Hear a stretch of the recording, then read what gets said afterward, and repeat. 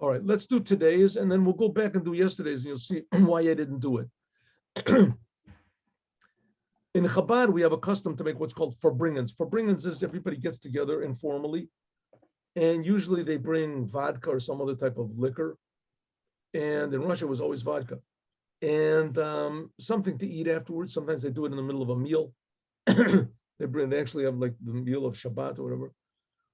That's called a Farbringen. It's informal. The idea is to say words of Torah, to say stories that increase love of God and love of the Jews and love of the Torah and the awe of God, appreciation of God and the Torah and the Jews, and to increase the fear of God, Yiras Hashem, and just to talk about problems that are, in the community and things like that. But generally speaking, it's not political at all. It's only talking about God and Hasidut and how to encourage serving God and loving God, etc. Miracles that God does. So these following Farbringens should take place in the synagogue. First of all, the third meal, Suda Shlishit, of Shabbat Mavorchim. And Shabbat Mavorchim, Shabbat is the last Shabbat of every month. It's called the Shabbat that blesses the coming month. So should make a Farbringen, and that should be in the synagogue. And of the holidays, like Rosh Chodesh and festival days of Anash, like Yud Tet Kislev and all these should be in the synagogue. These should be done in Shul. But the Farbringen of Malava Molka, that's after Shabbat. After Shabbat, leaves. So there was a custom, and it could be that there still is, but I'm not aware of it. Well, actually, there's a group of fellows we learned Gemara after Shabbat, and we have a little something deep, but it's really not of a Malava Molka. It should be held in private homes of people. Okay, now let's do tomorrow. We'll do tomorrow also. Tomorrow is Shabbat, and then I'll show you what Friday was.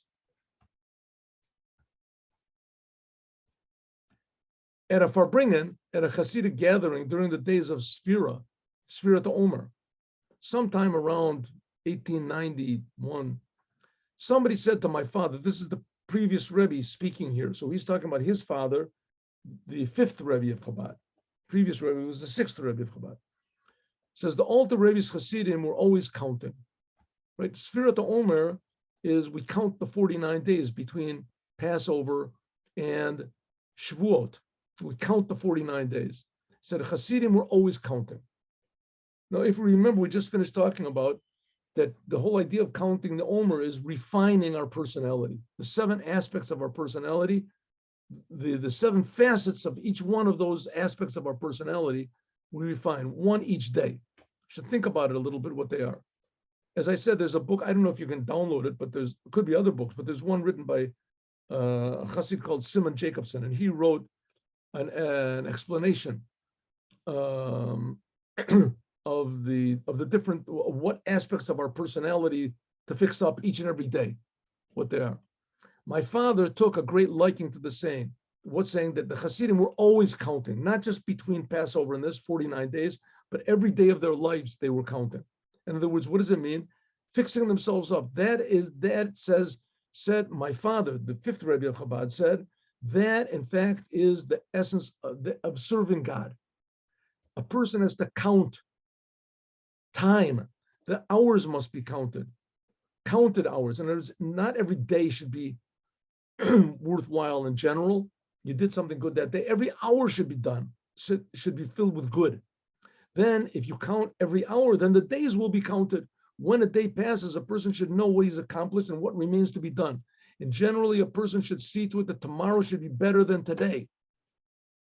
And this corresponds to a psychological fact.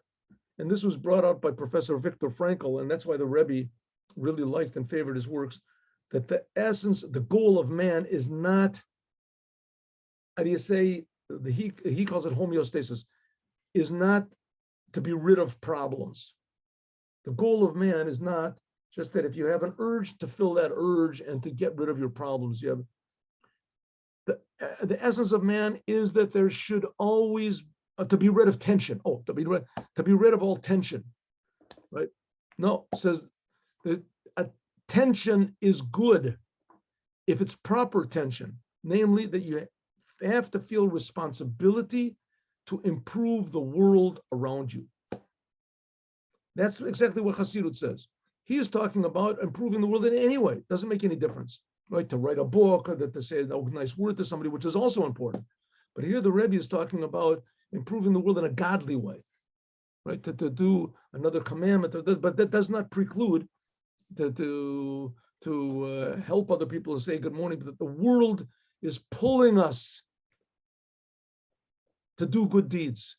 It's begging us to improve it. The world wants to be improved.